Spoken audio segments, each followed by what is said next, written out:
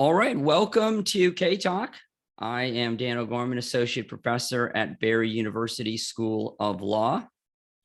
I'm Steve Maxwell, Director of Academic Achievement at University of Miami School of Law. And Steve, we've got a special guest today. Our special guest is Andrew Dawson, Vice Dean for Academic Affairs and Judge A.J. Crystal Professor of Bankruptcy Law at Miami Law School. He teaches contracts, commercial law, and bankruptcy. Drew, welcome to the podcast. Thanks so much, Dan. Thanks, Steve. I really appreciate the invitation. I'm looking forward to our discussion today. Well, and you know what this means, Steve. Drew is going to be the answer to a trivia question one day, don't you think? Oh, I absolutely. I second that motion. Who was the first guest ever to appear on K-Talk? And so you're going to get that honor. No one. Wow. If this ever makes it to like a New York Times crossword clue, like we'll really have made it. Like that's when you know, like you've got it. Either we become really famous or you've become really famous, right? It's one of the two. Well, whoever gets there first, we'll remember the others, right? Like we'll pledge right here. That's right. A contractor, not Steve, but we can pledge. I think we do. I think we have some promises here being exchanged. We do. And I want to point out, this is our first, hopefully, this is another point of trivia, Dan. This is our first Squib Cast, because this is unlike our other episodes where now we really get into a specific case. And we're calling it Squib Cast, not because it's unimportant or too small, but just because it has a certain ring to it. So this is a special episode. Steve, you sound like such a professor. The Squib cases are important too. Everything's important. Read it all. Read the footnotes. Right, exactly. So Steve said to Drew, you pick the topic, you pick the case, and Drew, maybe you can tell us about the case you've chosen. Yeah. So in part, I have to confess, I just taught this, but I had such a fun time teaching it. So there's sort of a, it was just salient at the time. It was on my mind, but I've taught this case every year. Some cases get cut from, every year, but this is one I always keep. Jenkins v. Eckerd. I use it to teach the parole evidence rule or the extrinsic evidence rule. And I love doing it in part because it's, you got this case, it's set in Florida, we're all in Florida right here, but it's got such a common problem. I think everyone can kind of relate to this idea of sort of like shopping center relations.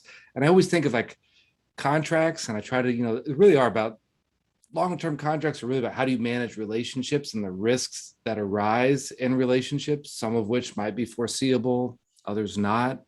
And the shopping center is like a special sort of relationship that I feel like is very manageable. Like people get the idea. I think people understand, even if they've never thought about it, they kind of understand that dynamic. It's a great case for that. I like teaching it too. So you've got the basics of it is, right? Real simple. You got a shopping center. They have two anchor tenants. And most people haven't thought of the anchor tenant, I think, but you all know it. The shopping center is usually defined by like that one store. It's like, that's the Publix shopping center, or that's the Winn-Dixie shopping center, the Target one. You've got the one big store, and there's almost always there. If it's a grocery store, you've got sort of like the cousin pharmacy, which is amazing because like most grocery stores these days have a pharmacy in them, but yet you still want to have that, Walgreens, CVS, or whatever. So you get this idea, and like it's a dispute between the landlord and the pharmacy about the pharmacy wants to leave. The shopping center's gotten a little old, run down. The pharmacy wants to move down the road to a newer, fancier shopping center. They find this clause in their lease that seems to allow them to leave because their clause said, if the named grocery store in the corner leaves, we get to leave too. And I wanted to ask you, can I ask you about that? Yeah. And so for people at home, so the case is, as mentioned, by Drew, Jenkins versus Eckerd Corporation. You can find it at 913 Southern 2nd. It is a decision by the Florida First District Court of Appeal in 2005. And so I read the case, and I did get that same impression. Is it fair to say, Drew, that it's your understanding that Eckerd does want out? Because you'd mentioned they're looking for a way out. So it's not like Del Champs, this anchor, leaves and they're unhappy. They are unhappy and want to leave, and then learn that Del Champs is out and seem to be using this as an excuse. Is that fair to say? That's how I've always read the case too. When you read through, and the dissent sort of makes a little bit about that too. It's like, look, they were looking around already. They were trying to negotiate their way out. And then I like to imagine it being a junior associate who actually was the one who's reading through the fine print and says, hey guys, I think I got us a way out. Yeah, This what's interesting to me is how it sounds like it seems like they didn't understand. They didn't realize at first that Del Champs was leaving. And I'm not sure, I don't know, because Bruno's comes in, right? If I remember it correctly, a different grocery store comes in, and it takes a little bit. Maybe they knew Bruno's was there, of course, and they just didn't realize, like you said, it was like the junior associate that notices this in the print. So we know that Eckerd leaves, and obviously Sandhill, the owner of the plaza, is very unhappy. It sounds like they probably had difficulty finding a replacement tenant. They've lost some rent, and they sue for breach of contract, and the fight is on. So why do you think this is such a great, it is a great case. Why do you think this is such an interesting case in terms of a legal issue? Wow. Dan, I think it's a great case because, first off, on the personal note, I love shopping centers and pharmacies in particular. We had a shopping center like this where the grocery store changed all the time, and ours wasn't a K&B like this case that got bought by Eckerd's. It was a Doiteries that got bought and turned it into Eckerd's. So I could always relate to it. And I think that's just an important thing because, particularly in law school, but I think also at this point of the course, when you're doing through parole evidence, it's not always self-evident the problem that we're actually thinking about. Like, here's rules that we're throwing at you, and the problem isn't always self-evident. So I think it's a problem students can kind of grasp, and it's so you can understand the problem, you can understand how the rule affects it, and you also get to understand, Dan, this is what I really like about it, is the opinion goes through and gives you the contract language. And that's so important. It gives you several clauses of the contract for students to read. So you get to see that. But even more important for me in this case is it makes clear, it really delves into the why of those clauses. What were the parties thinking? And why did they want this termination clause to begin with? Why was assignment so important to them? And so I think there's a really good sort of hook for students to understand the role of the contract, of contracts in general, like the things we put in there that try to look ahead of things that might come in the future risks, and how do we sort of contain those, sort of, protect ourselves from those risks in the future. In this case is a really fun one because that part is really clear, but the series of events that happen afterwards are really no one could have foreseen. No one could have foreseen, like Del Champs would have, everyone could understand they might leave, they might change their name. I mean, Eckerd's, that pharmacy changed its names 3 times through the history of this contract. Everyone could understand that the grocery store might also change. No one really thought about what that would trigger, I don't think. I don't think the clause suggests they'd really thought that through. They certainly didn't think through that Del Champs would have gone through bankruptcy, and it was the bankruptcy trustee who would have assigned the lease to Bruno's. Right. So if I recall what happens, right? So Del Champs files for bankruptcy, as you just mentioned. Trustee comes in. They assign the lease that Del Champs, the grocery store, has with the shopping plaza to Bruno's, another supermarket. And then Eckerd is going to grab onto this language. They want to leave. They're going to grab onto this language that's going to allow them to leave without having to find a subtenant, do a sublease with some. Because if I recall correctly, they were looking for somebody to sublet it to. And it sounds like then, like you said, I see the junior associates in the library, goes running down the hall. Wait, our client doesn't have to find a subtenant because maybe they're struggling. And here's the language. Let me get the language out because, and what I do like about this opinion is this is one of these, it seems to me, where you read the majority opinion and you're like, yeah. And then you read the dissent and you're like, oh, and then you're not so sure anymore. That's right. So here's the language that our junior associate in the library, perhaps one night, sitting there by candlelight, finds, because he's there 2 a.m, right? The partners are all gone. It says, should Dell Champs fail or cease to lease and pay rent? So that's going to be the big clause, right? Shall fail or cease to lease and pay rent for its store in the shopping center during the lease term, which was quite long, if I recall right. Dell Champs had a very long lease term, as hereinafter set out. Lessee, which of course is going to end up being Eckerd, shall have the right and privilege of canceling this lease upon 90 days. So I'm a notice, and I'm taking out some of the other language. So there the big language is. And so what is going to be the big fight? Obviously, Eckerd loves this language. The junior associate is thrilled. You talked about purpose of the clause. How does this become relevant? Because, for students that are listening to this, they say, I hear that clause. Dell Champs did, in fact, cease leasing and paying rent. The clause says Eckerd, who now holds is the lessee, can terminate the lease agreement that they have with the shopping center. Why is this complicated? This is easy. It does. You're absolutely right. When the majority goes through it, it kind of they treat it as if it is pretty easy. They treat it as if, they said Dell Champs, and they must have meant that place only, as if it was personal. Like, we will be in this shopping center as long as we have Dell Champs. We don't want just any grocery store. We want Dell Champs. And it assumes something that might not really be true. I mean, just take it as the example, right? Like when Steve asked me to come on here and be the guest,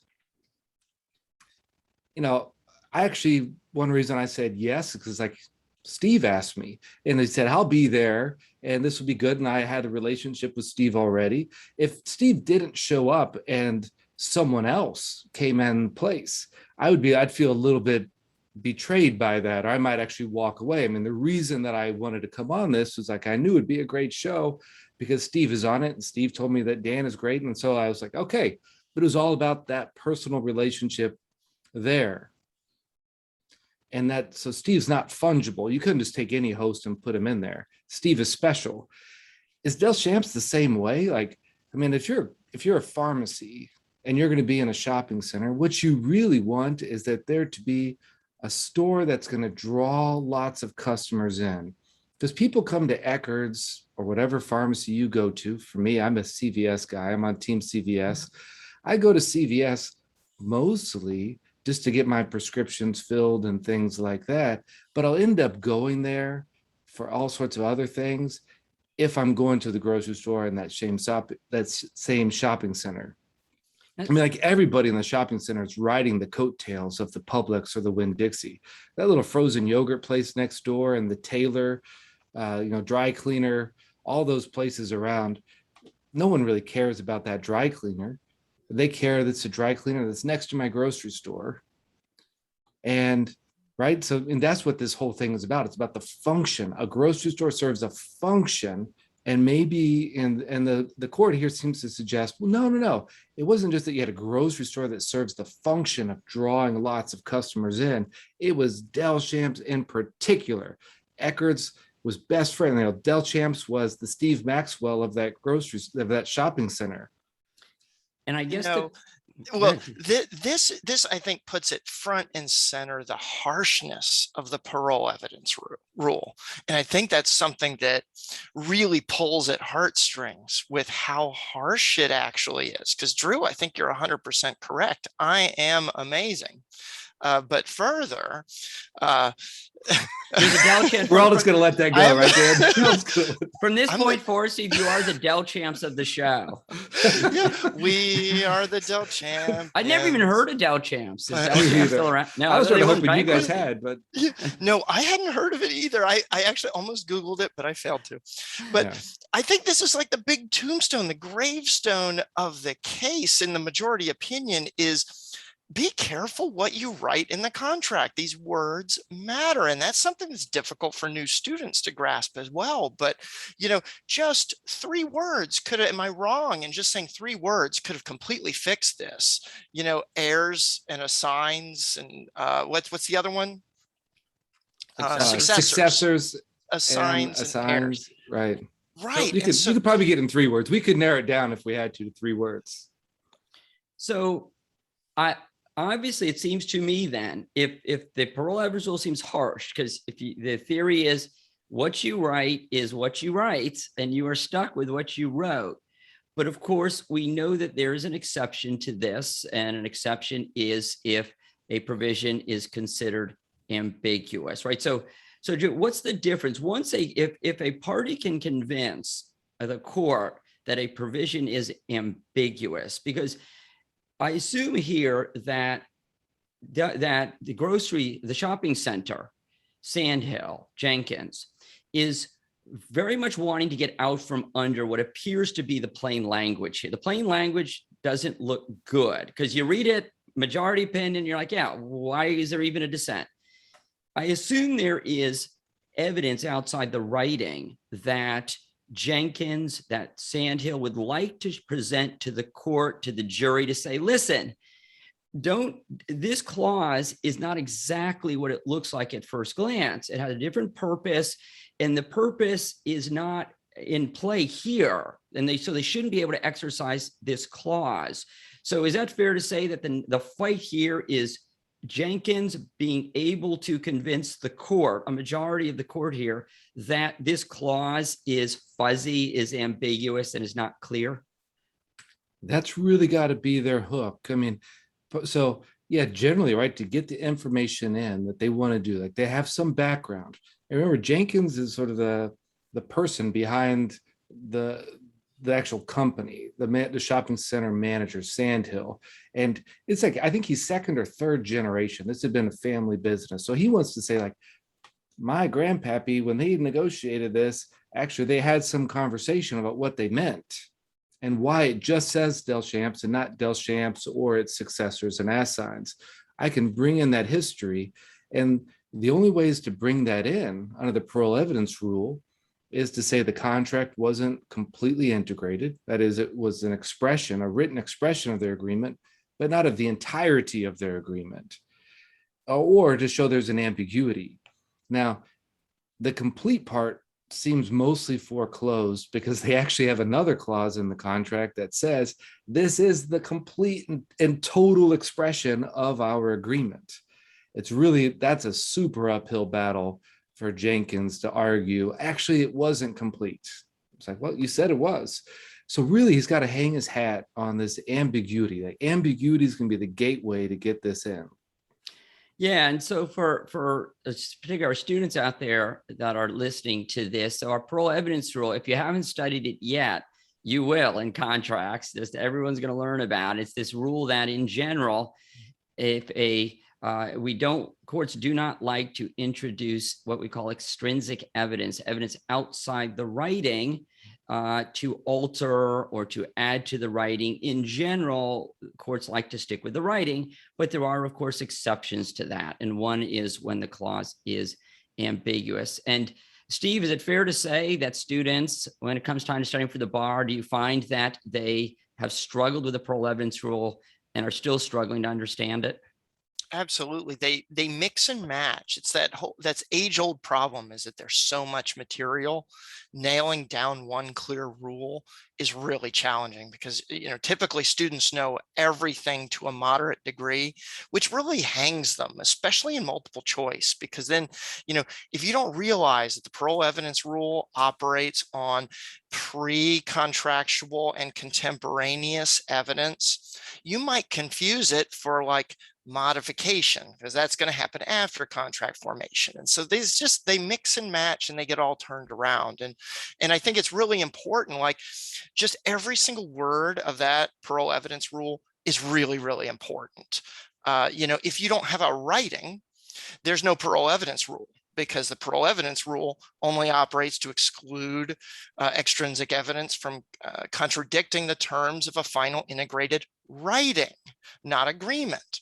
And so details, big picture and details, and they get all turned around and they overcomplicate it once they get it.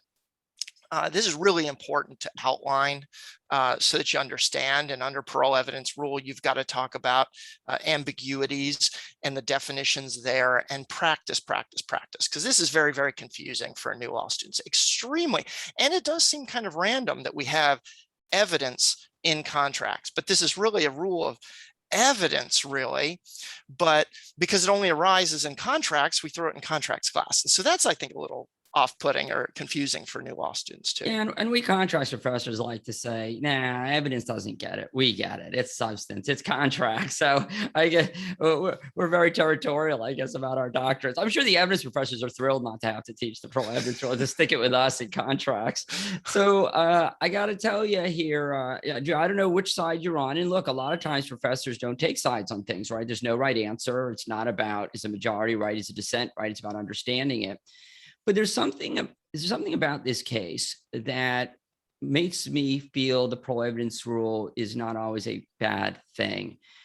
This evidence is, I think, quite stale. So we're talking about extrinsic evidence, and there's always a concern that extrinsic evidence is not as reliable as, of course, what's in the writing. And not only here might there be concern about reliability, but it's old. I mean, we have it's not, we're talking, what's interesting to me about it is, and what I think makes this case so fascinating is we're talking about the purpose of this clause. We're trying to, we number one, we want to ask, is this provision ambiguous? And if it is ambiguous, then all this extrinsic evidence about intent, what does this clause mean? Why did the parties have it in there? Comes flooding in. It's all fair game now to give meaning to it. And Eckerd, the associate, the junior associate in the library at 2 a.m, who discovers this clause, probably knows nothing about any of this, these discussions that happened years and years ago. It was K and B. It wasn't even Eckerd. And so are you at all, do you view the parole evidence rule as playing maybe a healthy role here in keeping out this evidence, which is a bit old and a bit murky and maybe not very reliable? Yeah, so I'll put my bias on the table first, Dan. I actually find that I think the evidence should have come in, and I feel like Eckerd's got away with one here. But I do see the point you're making too, is the parole evidence rule plays a good part. I mean, and it always comes back to, I can sort of hear my dad saying, Drew, say what you mean and mean what you say. And that's kind of the parole evidence rule. If you bothered to put all your agreement in writing and to tell the world and your contract, this is the entirety of our writing, then that's it. And if you weren't clear, that's on you. I'm sorry that you weren't more careful when you drafted this, but that's on you. And part of that is like, do better. When you're drafting these, some of these things were foreseeable. Some sort of change in that other co-anchor tenant was foreseeable, and you could have done something.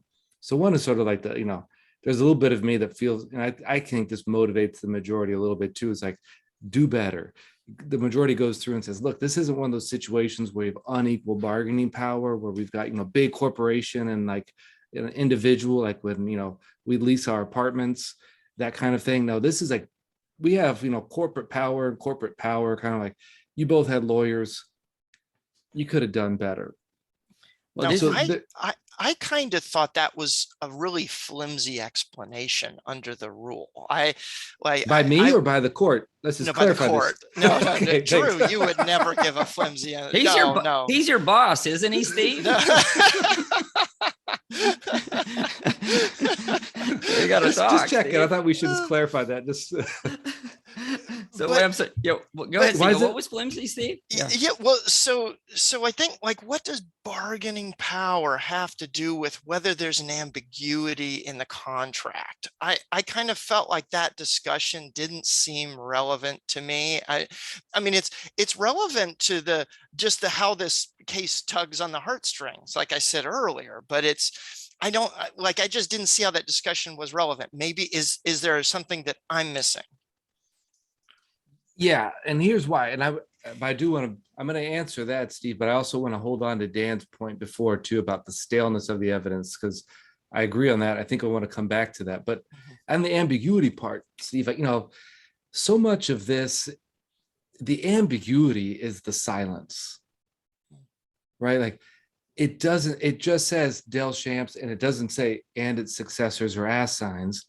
Really what Jenkins won is the court to say, well, that silence must have meant successors and assigns because everyone knows in Florida that the lease would have been assignable. So let's fill in the gap. Right? It's this question, like there was this silence. How do we interpret it? Was it one of these silences, like the contract had a gap in it, said nothing about assignments one way or the other? Should we think that was an intentional silence, like they left out that clause on purpose? Or was it just one of these silences that they just, oh gosh, you know what, Steve, if you had mentioned it, I would have put that in there. I just knew at this game, I'm a rookie. I didn't know I needed to put it in there. So I think the sophistication comes in there because Jenkins sort of wants to argue, well, I'm just a poor little landlord. I didn't know you needed a clause like that. I would have put that in there if I thought it was necessary. That argument just doesn't carry much weight for me because no, you did a bunch of these. Like, I mean, you're a landlord. How many of these leases have you signed? They all said successors and assigns. This one looks like you cut that clause out on purpose. And that's where I think the sophistication comes in. And this is also one of those moments where you can kind of peek behind the curtain of, transactional lawyering for the students and be like, writing this contract wasn't like sitting down and writing a poem or something or writing some sort of creative work. When they drafted the contract, when people draft contracts, it's largely like Control C, Control V. You're just like you're copying and pasting from all the other contracts you've done. There's not a lot of benefit or reward for creativity. You use what's worked in the past. You use what works for everything else, and then you can tinker at the edges. And that's how sophisticated parties bargain. Whereas if Dan and I were to have a contract today about something, we would probably try to write it out ourselves. But like if we were, repeat players in a big industry, our lawyers would just say, well, Dan and Drew have a contract. It's probably like this contract we did last week between Drew and Steve. We'll just use the same one and change out the names. And if they're just changing out the names and doing little tinkers like that, and the successors and assigns clause is missing, it starts looking like that was a deliberate silence. We don't want the court to fill that gap. That's not an ambiguity. That was actually, we wanted it to be Del Champs and Del Champs only. And so to ask the court to go back and put in that to imply, to like find the sort of implication that they meant successors and assigns actually seems to contradict what they in fact did by their practice. So I think the relative sophistication of the parties is helpful in interpreting a silence in a contract. And I want to move us back to the quality of that evidence proffered as well. And I wanted to make a point about that I think I saw.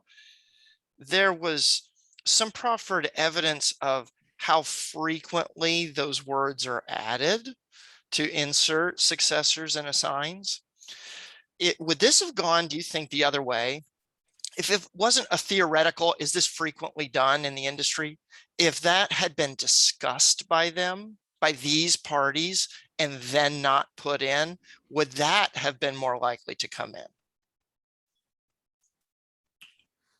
So I think if you had evidence, and this is the other part that I think confuses students about parole evidence, right? Because the parole evidence rule, the judge is playing sort of this gatekeeper on a matter of law as to whether this matter should go to the fact finder, right?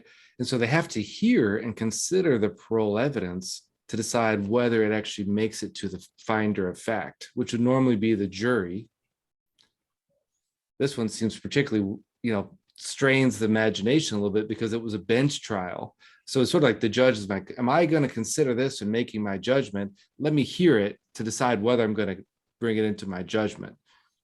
So, but you do have to let the parole evidence in to try to determine some of these threshold questions, like, was the contract did they really mean it to be a complete writing? If so, then we're not wanting to hear your evidence that would add to it. Was this really ambiguous? Help me understand why Del Champs is ambiguous, and then have to hear that. And so I think, so Steve, yeah, if they had the discussion, if the proffered evidence was, hey, we talked about this generations ago, K and B and my grandfather talked about this. They talked about whether they should have successors and assigns in there. And they decided not to include it because they really wanted it to be Del Champs and Del Champs only. That just sort of helps the court make its determination at this point. Whether or not I let this through or not, it's actually not going to change the outcome in the case. But it helps me think about whether this was, I think the test here is, the contract was silent as to something. Did they imagine maybe that the court would fill that gap later? That is, was it a silence that we just didn't think about? In which case, the court might feel comfortable saying, well, all right, if you didn't think about it, I'll make my best guess as to what I think you would have done if you had thought about it. Or was this the silence that is like, we talked about it, we deliberately left it out? And therefore, if the court were to put in the successors and assigns, it would be rewriting the contract. And the majority uses those words. As I tell my students, if the court ever says, sounds like you're asking me to rewrite your contract for you, you're not getting your parole evidence in. You've lost, right? Because courts don't want to rewrite. If the parties took the trouble of writing everything out, I think it's a good rule that courts shouldn't be allowed to modify that in any way or change, add to it. Yeah, I think it really does come down to, I think, one's concept of ambiguity. So there's no doubt that I think everyone understands that words have to have meaning and context. I mean, I think, the famous, teach my kids a game, and then the uncle teaches the kids to play craps. And it's like, no, I meant Parcheesi or something like that. So, or no vehicles in the park stuff. So I think everyone probably agrees that words only have meaning and context. But it then comes down to, as a matter of policy, it seems to me, how willing are you to say a word is ambiguous? So the more willing you are to say it's ambiguous, the more parole evidence that's going to come in, and to an extent, the more instability you're going to have in contracts. And then, of course, the tighter you are on it, the less parole evidence, and then you might have more unfairness. You have somebody like Eckerd, because the associates, junior associates found this clause and they're taking advantage of it. My concern is, and you raise a very, very tough issue where you're arguing that there's silence here. Yeah. So is there? That's the question, right? And I understand your argument, and it's very compelling. I'm not sure I buy that there's silence here. It says Del Champs. If I read this, it says if Del Champs ceases to lease and pay rent, Del Champs, that has happened. There's no silence here as to my rights when that happens. And I would think in that case, I would be more inclined. And you see what's happening here, Steve, don't you? You are the third member of this DCA panel. You clearly are going to be deciding vote on this case. And I hope that doesn't make you uncomfortable. But because you see maybe a split opinion coming here. It's hard for me to see silence here on this issue. I do see straight bad drafting. So what's interesting about this is, if the argument is that we would think, which you do, I think, when you read the majority opinion, where you'd say, well, they must have intended, they wanted Del Champs for whatever reason. if you want Steve, you want Steve. If you want Del Champs, you want Del Champs. But the clause wasn't drafted like that because it wasn't a continuous operation clause, as we know. Del Champs could go dark, so to speak, and as long as they continue to pay rent, and I don't know what leasing is, but if they're leasing it, I don't even know what the word lease means. If they lease and pay, if they're paying rent, and they got the sign up, but they've closed the doors, does Eckerd still have to stay? And if that's true under that interpretation of the provision, that's a poorly drafted clause because Eckerd's very unhappy now. So I wonder if at the end of the day, we just have a poorly drafted clause, and therefore it's maybe makes sense not to try to figure it out too much because there actually is not much of an answer because none of it makes sense. So so here's where I think why. All right, so here's the thing that's changed, right? When they initially negotiated this, when Jenkins' grandfather negotiated this with Del Champs, at the time they did have a continuous operation clause where Del Champs did have to. So the Eckerds, I mean, this is what's tricky is that you have a landlord and Eckerds, or the local pharmacy, they've got a contract. The landlord and the other anchor tenant, the grocery store, have a contract. And they clearly rely on each other, but Eckerds and Del Champs aren't talking to each other. So at some point in time, like when they first made the arrangement, the contract might have actually made sense for both of them. Del Champs agreed, we'll always operate in here and like we're liable if we don't. And Eckerds just says, well, as long as they're operating, we're good here. Later, Del Champs renegotiated its lease to not have that continuous operation clause. But nothing ever changed in the landlord to Eckerd's relationship, but it clearly affected them, right? Like they were kind of a third party to this arrangement, but the middleman was the landlord. And so whether it was, so Dan, it could be that this was bad drafting because it didn't foresee, Eckerd's didn't take into account the fact that they were really reliant on Del Champs and they might have really wanted to incorporate more that lease with Del Champs or put an affirmative obligation on the landlord. Hey, let us know if your relationship with Del Champs changes because our relationship with you depends on that relationship with Del Champs. Or was it just sort of bad management somehow on Sandhill of saying, look, you were doing all these changes with Del Champs. You knew you were part of the bankruptcy where Del Champs was going to assign it to Bruno's. And never once did you like to say, hey, Eckerds, I just want to make sure that you all know that I'm taking care of you. We're going to make sure that we get a good anchor tenant in here and that you're okay. Because if he had done that, like it's almost like a bad management part too. If you had done that at the time, Eckerds, before they'd been shopping around for another place, looking for another home, they might have said, hey, Bruno's is same to me. I mean, I don't really care. Grocery store is grocery store as long as it's going to stay open.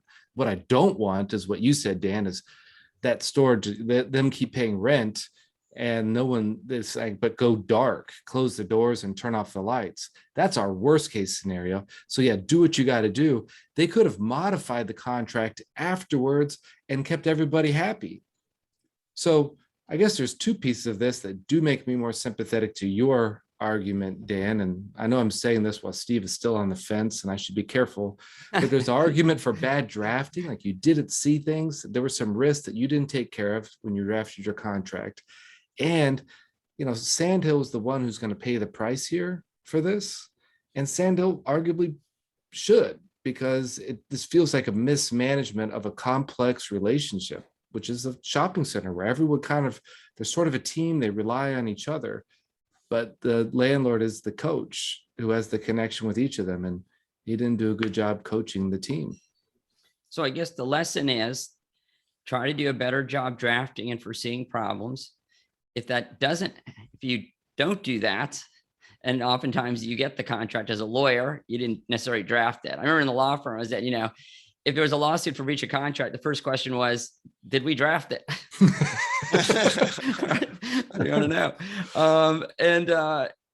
Argue ambiguity. If you've got good extrinsic evidence, you only argue extrinsic evidence, of course. I think some students forget. You only argue that you want extrinsic evidence introduced. There's ambiguity if the extrinsic evidence is good for you. So if you've got good extrinsic evidence, argue ambiguity. And it sounds like in many cases, whether or not a provision is ambiguous is very debatable. reasonable people can disagree. You can think this clause is ambiguous because you think it fails to identify what happens in this situation. Someone like me can say, I don't think it's ambiguous. I don't think it's silent on what happens in this situation. I think it speaks to it. And so I assume you would encourage your students, for example, and Steve, I'd assume you would encourage us for the bar, make arguments and counter arguments on something like this. Is that fair to say? Yeah. I mean, you throw everything at the wall, just like Eckerd did and Sandhill did. They threw everything at the wall. And I'm going to borrow another drafting principle, or at least another concept from contracts in making my decision here, because I think I'm going to have to break the tie. But you don't have to. We don't mean to literally put you on the spot. Well, let's see. I could even break out the tie. There you go. Oh, wow. All right. You knew it was coming. Wow. Hey, Drew, Steve's your problem now, not mine. Tag, you're it. So in the context of express conditions, aren't express conditions strictly enforced by courts? Isn't that a general rule? I mean, yes, And- right. I mean, we do. I mean, conditions are right. I mean, that's right. it's not substantial performance. We don't even want to go there, right? They talked about excusing. That's a whole nother podcast, Right. Excusing the non-occurrence of a condition, but generally, yes. Right. But I mean, it's just when the parties have taken the time to put this expressly in the contract, I think that's really what, like, I keep coming back to. And I kept reading the dissent. And this is kind of a note to the students listening. When you do this, because I did this, I was reading that dissent saying, oh my gosh, how do you get around the language that was used? And so I brought my own bias when I was reading that dissent after having read the majority opinion. And I was like, yeah. And then I was reading that dissent and I found myself really kind of ignoring some of their arguments and not really processing them effectively. And so if you're a student and you're reading a majority or a dissenting opinion, it's important that you pick up on your own bias as you're reading it. And I was able to pick up on my bias and back up and really, really try to get into that dissent. And I don't think I even did as good a job as I did reading the majority opinion, but I just want students to know, catch yourself when you start reading an opinion, because really an opinion is just an opinion. It's the court or the dissenting justices trying to justify the decision that they're handing out. It's not word from on high. And I think that's something that sort of novice readers subconsciously bring to an opinion like this, particularly when there's a lot of parties. And I think I would urge students, if they're briefing this for class, draw this out, get out of your Word document, get out of your computer and draw this out so that you can see who the original parties were, and then diagram it so that you're not constrained by a word processor. But I'm going to go with the plain language here because it just seems so important to me. Well, Drew, don't be disappointed. You know who taught Steve contracts, don't you? I did. So it's not surprising. His formative years were with me. So, and I'm old school. I didn't have a chance, did I? You never had a chance. We actually talked about this before the podcast. We already agreed. Yeah, you had already lost coming in. Oh wow! But thank you, Jade. It is a hidden gem. So for students, even if you're not assigned to this case, if you're looking for a good opinion that talks about whether or not a provision has a plain meaning or is ambiguous, and thus whether this exception to the parole evidence rule is going to be used to allow extrinsic evidence to give meaning to an ambiguous provision, Jenkins versus Eckerd Corp at 913 Southern 2nd is a I didn't write down the page number on that, right? So, well, you can find it. Just Google Jenkins versus Eckerd Corp. It's Florida First DCA from 2005. It is a hidden gem. It's a great case. And Drew, I don't know if you have any final words that you'd like to make, but it's been a pleasure having you on the podcast. You picked a great case and it's been a lot of fun. This has been great. It flew by. I'm sure we could have continued this conversation for longer, but Yeah, that's indeed. why Well, that's it's a good one, right? absolutely. And right. And at the end of the day, a decision's got to be reached, and Yeah. it's been written. You move on, you go to the And next even if case. it's wrong, like it is here, we Even if move on. injustice has occurred again twice. That's Wow, poor right. Jenkins. Jenkins loses twice in the same case. So, Well, all right. thanks, Well, guys. I had a lot of fun. thanks, Yeah, Joe. I thank appreciate you, it. Drew. This was a blast. We really appreciate you coming on our Squibcast. And Glad thank to be you, here. everyone else, for listening to K Talk. We will see you next time.